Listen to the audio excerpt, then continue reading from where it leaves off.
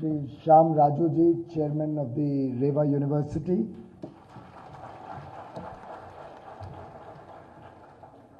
Kumari Shobha Karanleji, Honorable Member of Parliament and Senior Leader of the Bharatiya Janata Party, Shri Ravi Kumarji, Members of Legislative Assembly, Legislative Council, friends from the media, distinguished ladies and gentlemen, and my dear student friends who have come here also in large number to discuss this very important subject on a Saturday morning.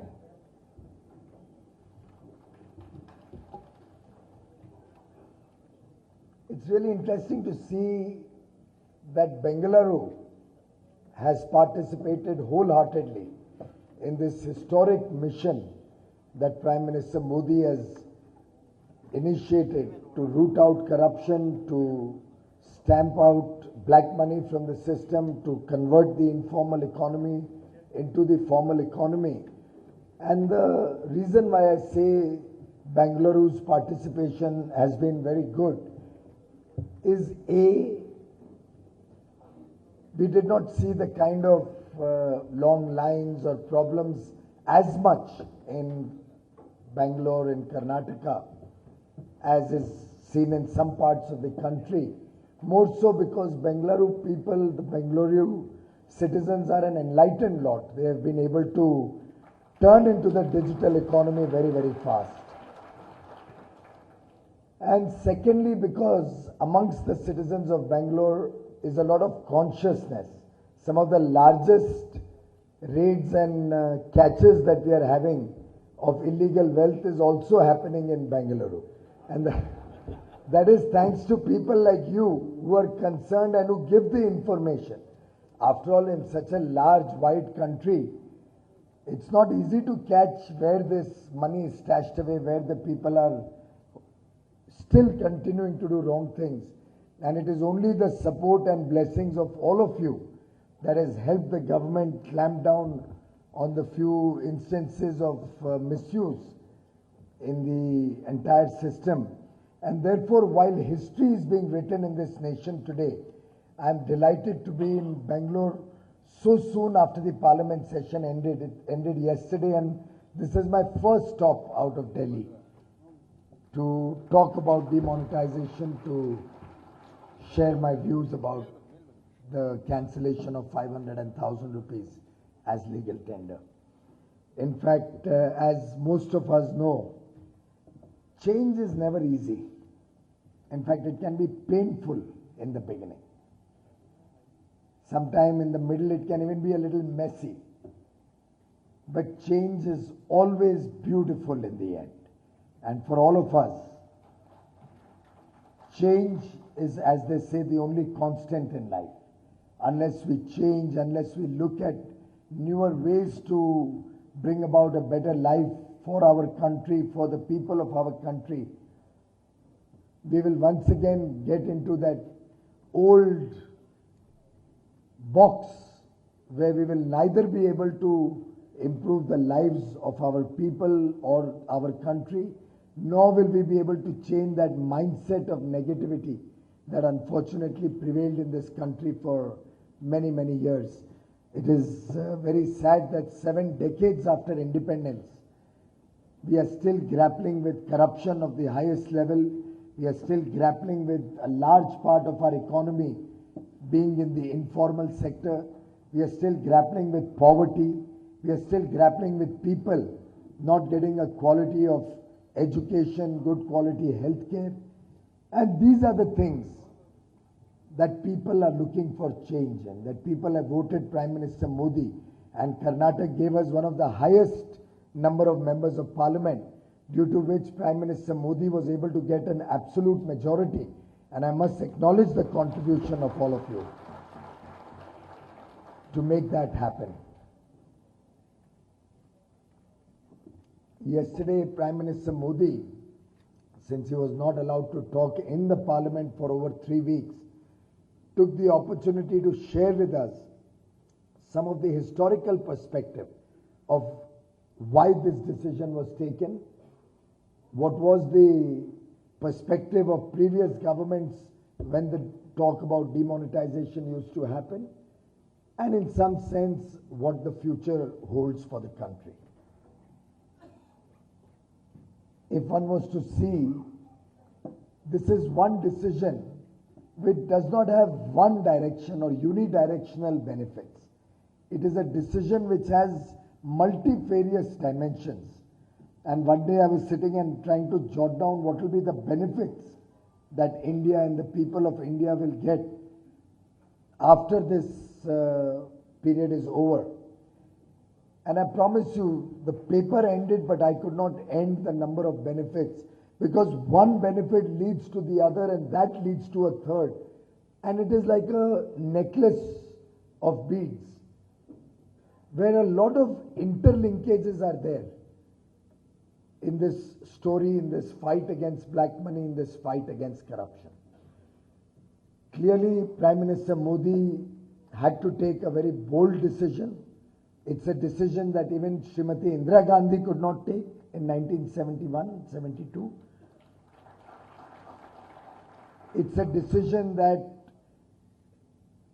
does have a short-term pain which one could easily visualize.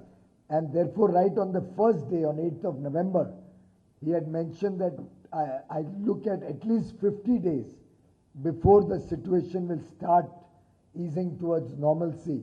And he had appealed to the people of India to support him for this 50-day period of short-term pain, so that we can move the way the Indian economy works, the way the businesses work in India, away from the past into a new era. And I am delighted that the people of India across the country, from north, south, east, west, have blessed this move, have supported this move, and have patiently borne the difficulties, because they trust Prime Minister Modi, they trust that if he has taken this decision, it is in the best interest of this country. While black money over the years has almost become a part of our life, I think most of us have almost accepted that nothing can be done about corruption, nothing can be done about black money. That is the mindset of the nation that this government inherited. That chalta hai approach, ye desh aise hi chalega. There is no other way we can run this economy. I remember in one of my interactions, when I was trying to explain to a set of people, and many of them were traders and middle-level businessmen.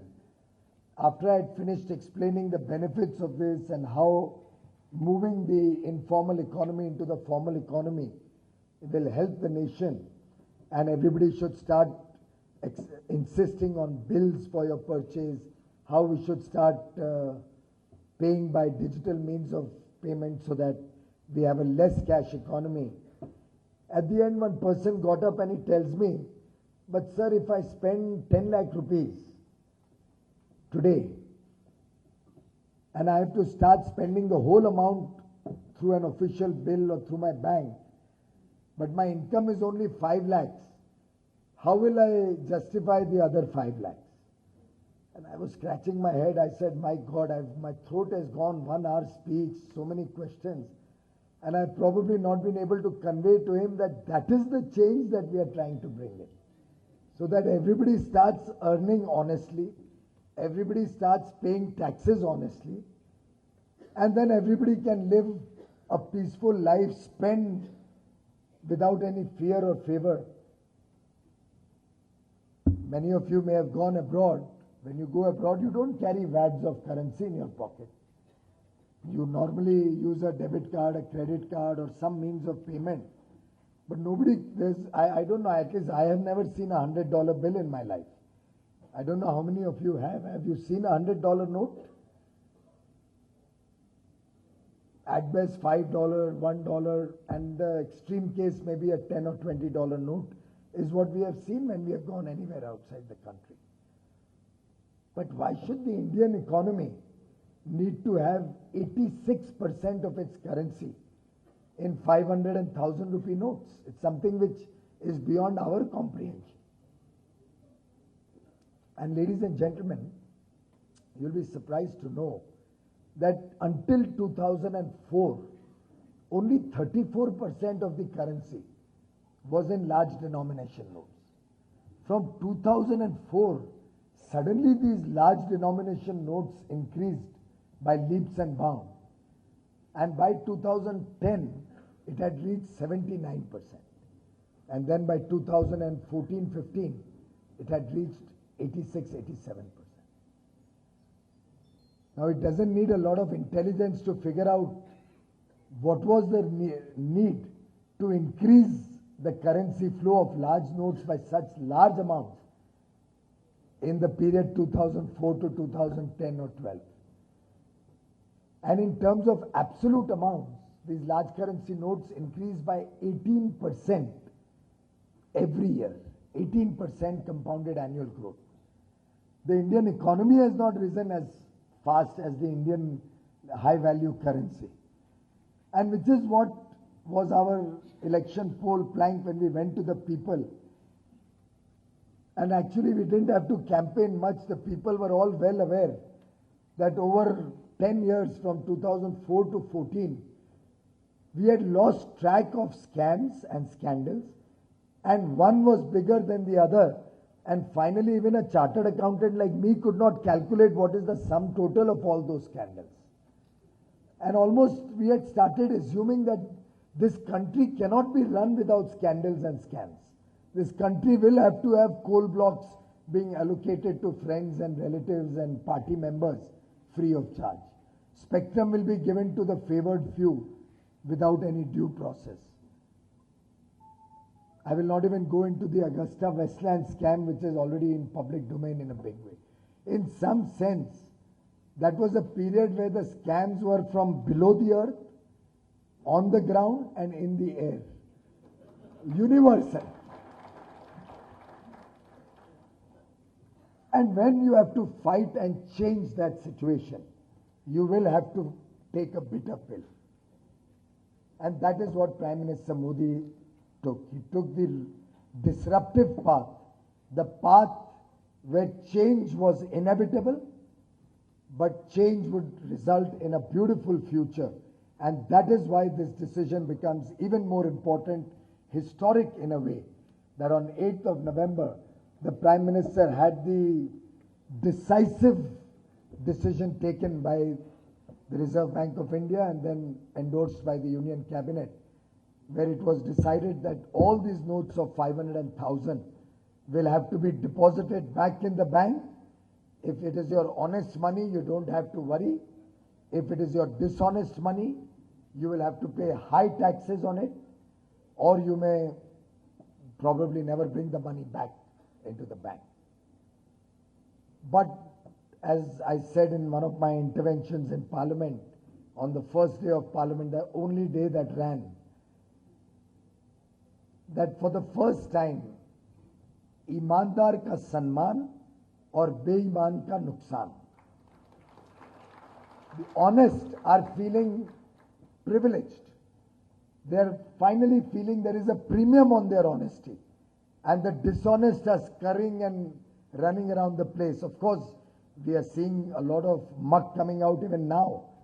We heard of stories of some people who have tried to beat the system. Some people who have tried to convert their ill-gotten wealth in different ways.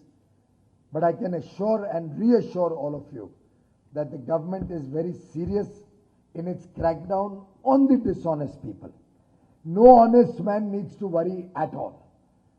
The honest will be protected, the honest will be respected, and those who want to become honest will also be given a chance. You heard the Honorable Prime Minister yesterday. There was this sentiment coming out that many people had to do some things out of no choice. They had no choice. I'll give you a small example. In Mumbai, 2 or 3 builders started misusing the laws so that they could build more space than they were authorized to do. The floor space index, I don't know what you call it in Bangalore, FAR. So if you have 2,000 square feet FAR, you can make a flat of a certain size. Gradually they started misusing and breaking the law in an intelligent fashion, so that you're not really breaking the law, but you are just molding the law, you're just skirting the law. And gradually 2,000 square feet FAR even became a 10,000 square feet flat. At one point of time, there used to be parking every floor. On the 20th floor, you had 3 car parks. And after the occupation certificate came, you can break the car park, build walls, and that becomes a part of your flat. Now maybe 1, 2, 3 people started that. But then the competition became so uneven that gradually either you join them or you get out of the business. Because the buyer says, look, I'm getting 10,000 square feet. You are giving me 3,000 square feet, the honest man. Why will I buy from you? I will buy from the dishonest man. And then gradually all the honest people also had to start becoming dishonest to remain competitive, to survive in the market. It took one municipal commissioner, only one man, a person by the name of Subodh Kumar.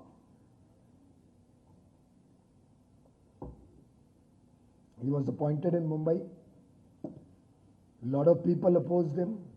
The media opposed him. And rich people who like to break the law also have the ability to influence public opinion because they have money, they have a capacity to advertise, they have capacity to mislead the people. And there was a lot of opposition to Mr. Subodh Kumar. But he stood his ground. He amended the laws to make it strict, the guidelines to be implemented very honestly. And gradually it became a level playing field. Now everybody has to do their work honestly. And if you need any extra floors of FAR, you have to pay a premium and there is a limit to how much you can get it. So there are no freebies and everybody has the same equal opportunity. It's like when the coal blocks were cancelled by the Honorable Supreme Court because of an irregular and arbitrary allotment during the previous government. Our government did not find a skirt a way or find a way to go around the law and favor a friend or a relative or a party MP. We decided to do honest auctions. Let everybody get an equal chance to participate in the auction and buy a block and pay fair value for it. Because after all, the nation's resources should be used to serve the poor, should be used for the welfare of the society. And amongst a series of steps, we believe this demonetization exercise will move the informal economy, the black economy, the economy where people had become very used to not paying their taxes honestly, into the formal sector. There will be far more compliance and monitoring of that compliance. And as more and more people pay their taxes honestly, it will lead to an equal competition amongst people so that success is not defined by your ability to cheat or corrupt somebody or indulge in corruption, but success will be measured with your service standards, your level of quality, and how well and honestly you do your business. And that is the future of India that Prime Minister Modi and this government are working for. After all, if more and more people start paying their taxes, it's quite obvious the next stage will be that we can look for lower tax rates. With more honest tax collections, if the needs of government or the requirement of funds are met through honest and equitable payment of taxes by everybody, then the tax rates can come down. When cash comes out of the system or some of the cash which was being used for black marketing or hoarding gets out of the system, then inflation will come down because after all it is black money which is used for hoarding essential commodities. Once that ability falls, inflation will come down, महंगाई कम होगी. As inflation comes down, its automatic repercussion is on interest rates. Interest rates can come down. As interest rates come down, all the honest people sitting here who have been aspiring to buy a house or who have been hoping to buy a bigger house and upgrade their quality of life can buy a house with a smaller EMI, They can buy a car, they can buy a refrigerator, they can buy a two-wheeler. A small trader can start his business or expand his business with loan from the bank at lower rate of interest. Yesterday, Prime Minister said a very good thing. Unfortunately, because of the cash economy pervading the entire business, there is hardly a record of each one's business transactions. So if a small trader goes to a bank, they are not willing to give him a loan because they don't know what is his history, credit history, his business history. But if all of us start honestly showing our income and paying the nominal tax that may be required, and once GST comes in, the tax incidence will also obviously reduce because you only have to pay the value-added tax on the incremental sale. At that stage, the trader will have the ability to literally go online and get a loan sanctioned in less than 6 minutes, rather than having to struggle with corruption and bribe somebody to get a loan, because his credit history will be there in the bank, that he has had so much sales, so much purchase, so many transactions, paid tax, makes profit, so money is safe, it will come back. And with that low cost interest, he can expand his business rapidly. Similarly, I don't think it happens in Bengaluru so much, but in the mines, for example, in the tea gardens in Assam and West Bengal, in the coffee plantations in Kerala, and almost throughout the country in the real estate sector, in the infrastructure sector, we have over 30 to 40 crore people working in the unorganized sector. And more often than not, they don't get paid an honest day's wage. They don't get paid even the minimum wages. Now, the minimum wages in India in the villages is only 7,200 rupees. In a city like Bengaluru, it may be more, maybe 10, 11,000 or 12,000 rupees. But the cost of living in the city is much more.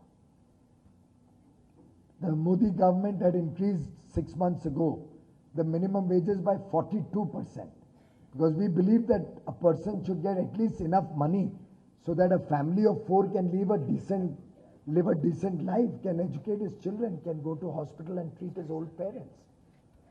And when we increased it by 42%, we expected people to get the benefit of that. But more and more we are finding that the subcontracted labor, the unorganized labor doesn't get the benefit of full wages. People pay in cash, report a different income, pay a different amount. Many people don't even report the people who are working for them.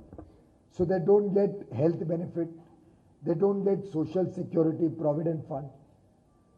And gradually, this kind of exploitation which has been going on for actually centuries, but certainly for the last 7 decades after independence, we believe has to stop someday. It may cause a short-term pain.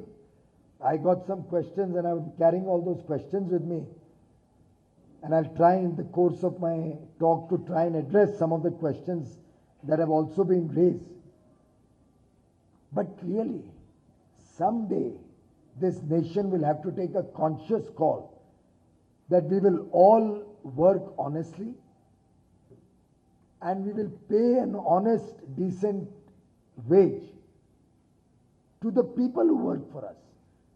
Now let's take an example of a office complex or a IT park that's constructed in Bengaluru. Probably the price must be 4,000-5,000 rupees a square foot at least. Maybe more, 10,000 rupees, Arvind is saying. Now if that labor who's working in that building or construction of that building is being exploited, do you think we have a right to sleep peacefully at night, all of us sitting in this room, with that person being exploited while that IT park is being constructed? Do you think we have the right that while a person is working in some factory, in a contract labor or in a under a contractor, and is not even being paid minimum wages, do you think we have a right to enjoy the products that come out of that factory? Maybe because it is what, 1%, 2%, 3% cheaper. But the sweat and toil of that labor was never acknowledged, was never remunerated honestly. After all, Arvindji, in a 10,000 rupee building, per square foot 10,000 rupee, even if that contractor's worker was paid full minimum wages and his health care was taken care of through health insurance or ESIC, and 10-12% of his salary was paid as his provident fund, I can assure each one of you here that that 10,000 rupee will not increase by more than 1%. Actually, it can't even increase 1%. It will increase by probably 10, 20, 30 rupees a square foot. After all, construction cost is about 1,500, 2,000 rupees. That also has cement, steel, sand, architects, structural engineers, so many things. The labor component may be 300-400 rupees. Within that labor component, how much more will it cost to pay honest wages, to pay health care? Think about it, ladies and gentlemen. Particularly my young children, students up there. What kind of a future should we leave for these young boys and girls? Are we going to leave behind an economy, a nation of corruption, a nation of exploitation, so that the children also come into that same mold and this country continues to work with 20 or 25 or 30% of our economy not even reported in the national income? A very illustrious economist actually alleged in Parliament that the GDP will fall by 2%. I'm not a great economist. I have not studied at Oxford or any of these big universities. But I can't understand how, if 20% of India's economy, and we have a large $2 trillion economy, if 20% of our economy is in the informal sector, which never gets reported in the GDP, and with the collective effort of all of you in this room and the people of India, the honest people of India, we are able to move a large part of that into the formal economy. How can the GDP fall? It can only benefit.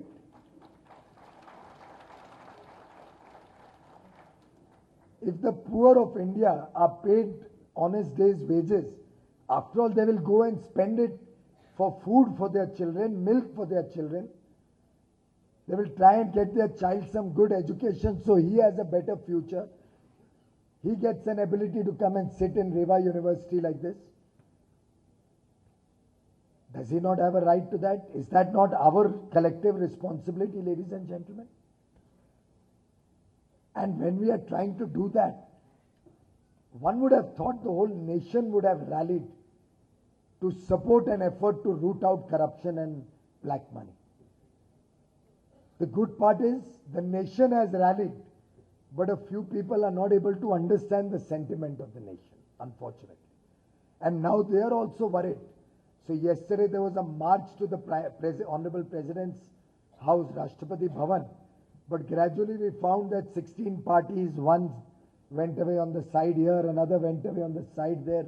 Only a few people were left to march. Then they realized we can't march also. So they said, we'll not march, we will assemble at the President's house. So you observe, they didn't march. They assembled at the President's house. I think they are an old-fashioned, living in a world where they are too used to the corrupt and dishonest ways of life. India is changing. The people of India have changed. The people of India are now aspiring for a better quality of life. The people of India want a life where they can live without fear or favor, where they can live honestly, where they don't have to worry about being asked for a bribe or having to pay a bribe. And we are looking for your support, that if anybody harasses an honest man, if anybody troubles an honest man, we will all have to collectively stand up against that. And we will be with you. All of us will stand up with you when there is any harassment of an honest person. Yesterday the Prime Minister has assured all those people who out of compulsion, the compulsion I just described, may have had to do some irregular things. He has assured them, don't worry about the past. We'll not open up the past. Now decide to go honest. Now decide that you will not indulge in any, what is it called, number do transactions, cash transactions. You will work honestly. You will pay your taxes honestly. You want to live in a new India, an evolving India, a developed India, an India where 125 crore Indians can live a life of dignity. And to my mind, demonetization is not the one size fits all solution. It's a series of steps that this government has taken in the last 2.5 years, and which we will continue to take in the future. Sometimes we are criticized that you are bringing new circulars again and again. Obviously, we believe that when things change, you have to change with the times. And then, as and when more and more currency comes out, you start replacing the old currency with the new one. So you, up to a certain time, you allow utility bills to be paid. From yesterday, it's not allowed. Up to a time, you allow petrol bills to be paid. Then after some time, you say it's not allowed. It's a natural progression because we change with the changing circumstances. In fact, there's a statement that was made in Parliament quoting John Keynes that in the long run, we are all dead. I think some of you may have heard that. It was in the context of our comment that in the short-term pain will lead to long-term gain. So we were told that in the long run we are all dead, and this is a quote of John Keynes, the famous economist of the Keynesian School of Economics.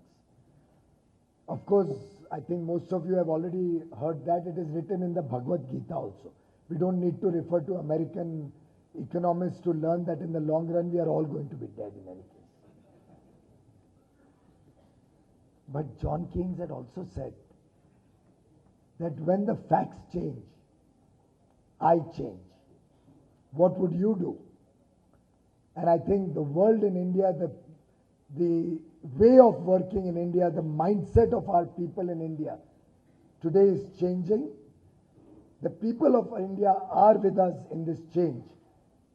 Unfortunately, some people cannot recognize that change or cannot digest that change.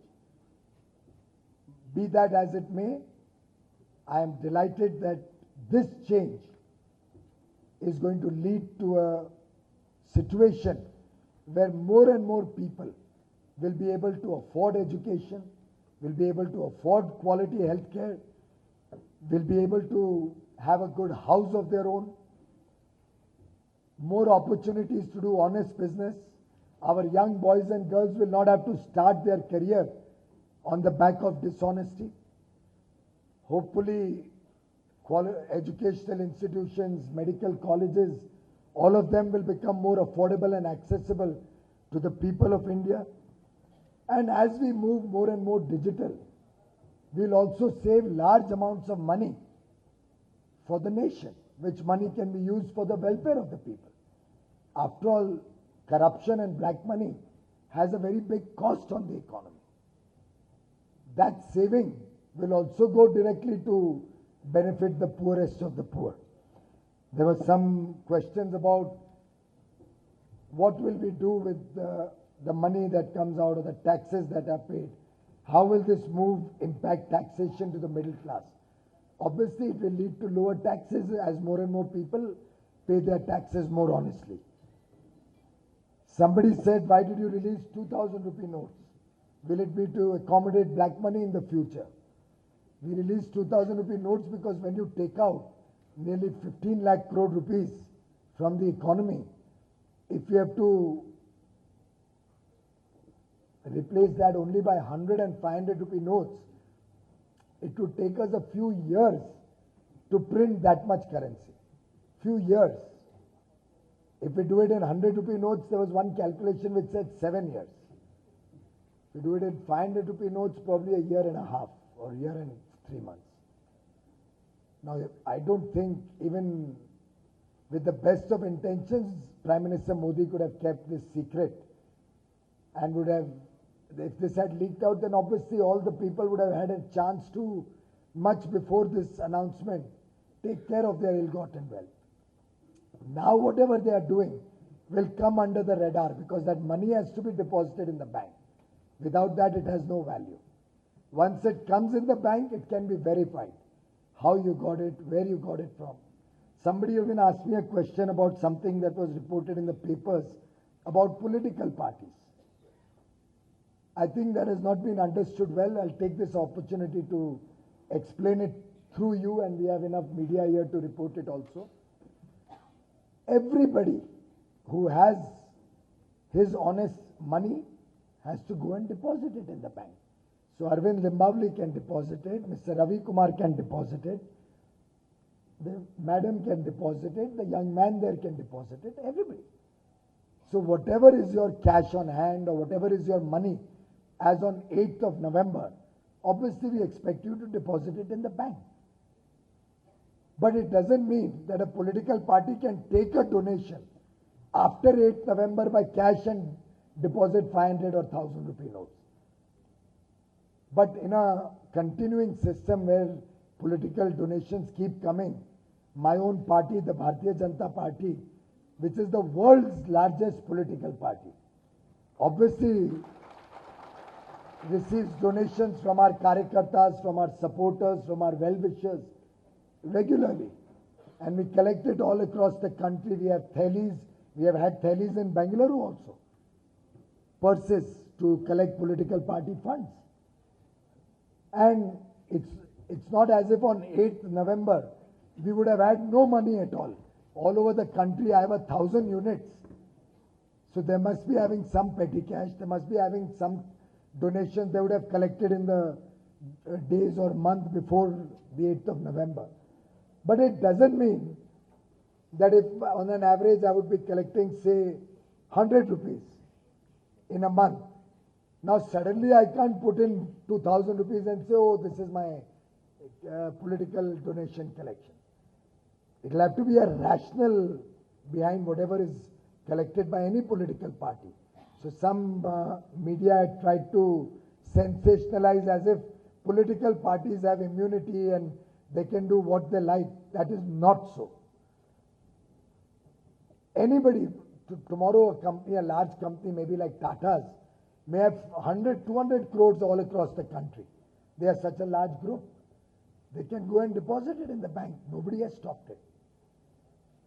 But if somebody who declares his income of 5 lakh or 7 lakhs, tomorrow goes and deposits 4 crore rupees, don't you think it's something which will have to be questioned? So the same analogy applies to the political parties also.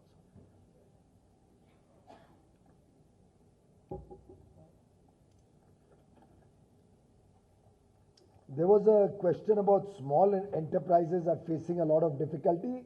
I appreciate that, and I am, and all of us are very concerned about it.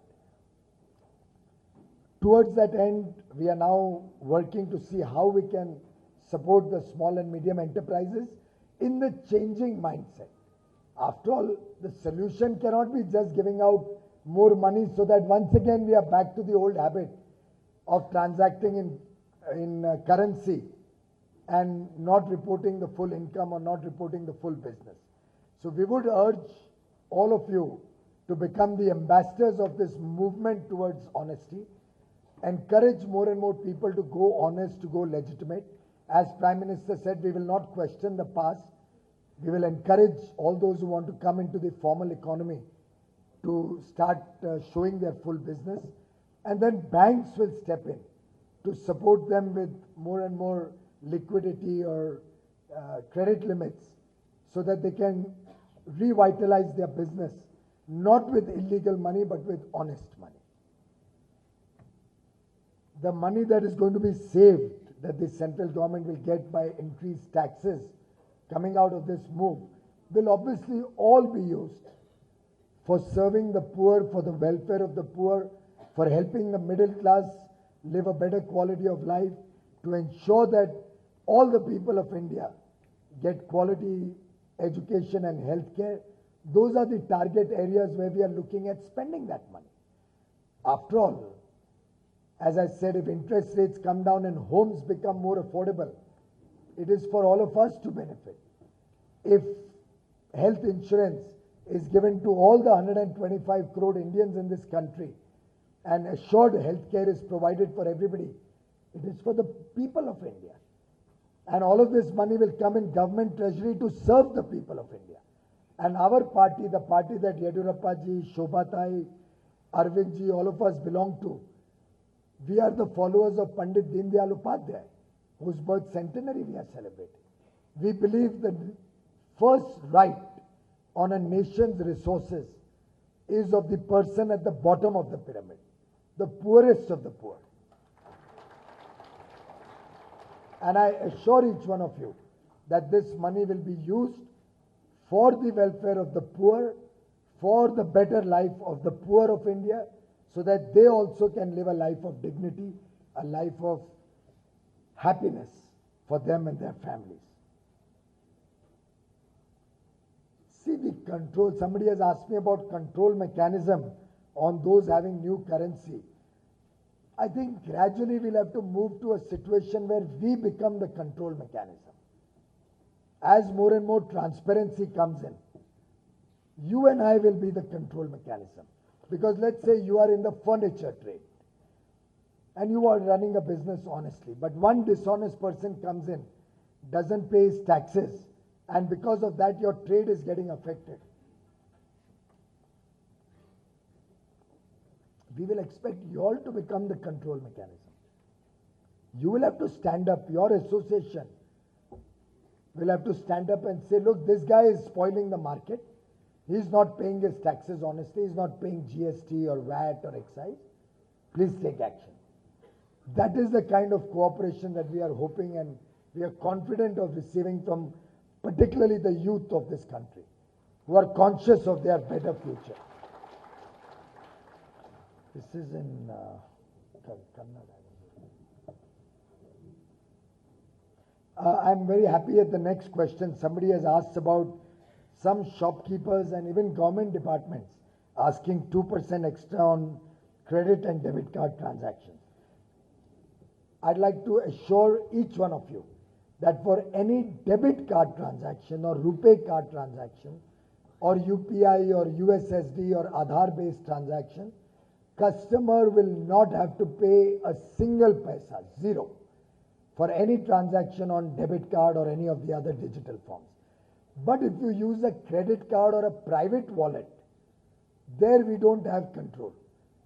That is for between the consumer and maybe the private companies or the private credit card issuers. But I would urge all of you to move towards debit cards or RuPay cards or means of transacting where we can at least ensure that customers are not charged even one paisa. And if you come across any instance, particularly of a government department, please do let us know. You can contact any of the people on the stage and we'll take it up immediately. In fact, he's right. When we studied it, Vidyasagarji is absolutely right. When we studied it, we found 140 government, central and state government bodies which were charging additional amount for a digital transaction.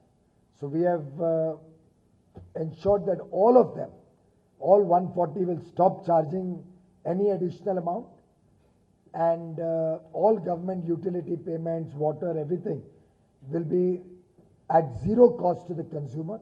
We are also bringing down the cost to the traders or merchants so that their charge also, particularly for small transactions, will be 0.25% or 0.5% only, which will be worth absorbing for him also, because that will help him to expand his business.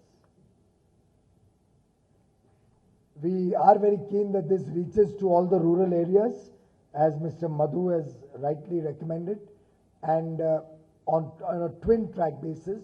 One, we are trying to take digital towards the nook and corners of the country, and second, we are trying to make sure that more POS machines, more digital literacy reaches in all the rural areas. We have these common service centers, 200,000 of them, 2 lakh common service centers all across the country, like these e-kiosks, where people will be going out and training the villagers how to use it. But it's not as if cash is over. Cash will still be there. It's not that there will be no cash in the economy. So till such time as the poor, the villagers and all get connected, they can use cash. We are not against it. But we are only appealing to all businesses that make a bill of that transaction. Don't keep that as an unreported transaction. Pay your tax on that. And we on our part will try to lower the tax rates so that there is more compliance and more people are encouraged to pay their taxes honestly. Mr. Dr. Siva Reddy wants to know when normalcy will be restored. Prime Minister has assured the people that this problem will reasonably get sorted out by the end of this month, and the problems will start reducing from 1st of January. In fact, by and large, South India and Western India are have come back quite a bit to normal. A few pain points are remaining, which we are trying to address. It's only in 2 poll-bound states that today the problem is a little more. I don't know why. Punjab and Uttar Pradesh, and in some way Delhi, are the places where we are finding still some problem which we need to resolve. Somebody has asked if black money holder is from BJP, what action will be taken? The same action. It's a good question. That is why I raised it. I am not hiding this question. If it is somebody from the BJP, the same action will be taken as to anybody else. I think you are forgetting Prime Minister Modi had said, na khaunga, na khane dunga. So the same laws apply to Piyush Goyal as to any of us sitting here, and we'll all have to comply with the laws of the land.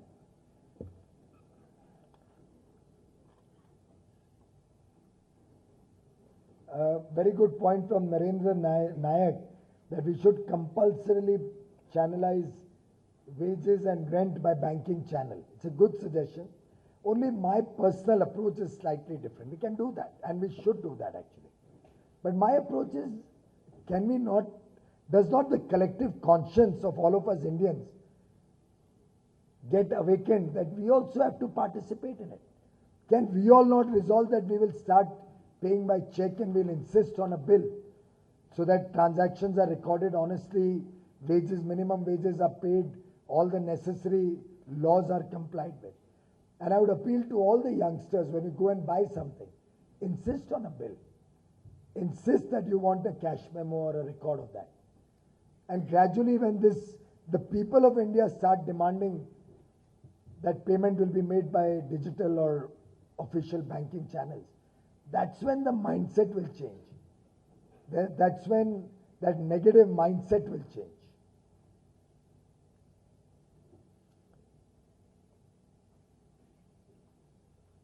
Somebody has said that after, if corrupt money is not deposited, that saving should help us to reduce the income tax by 50%. I don't know how much it will help to reduce.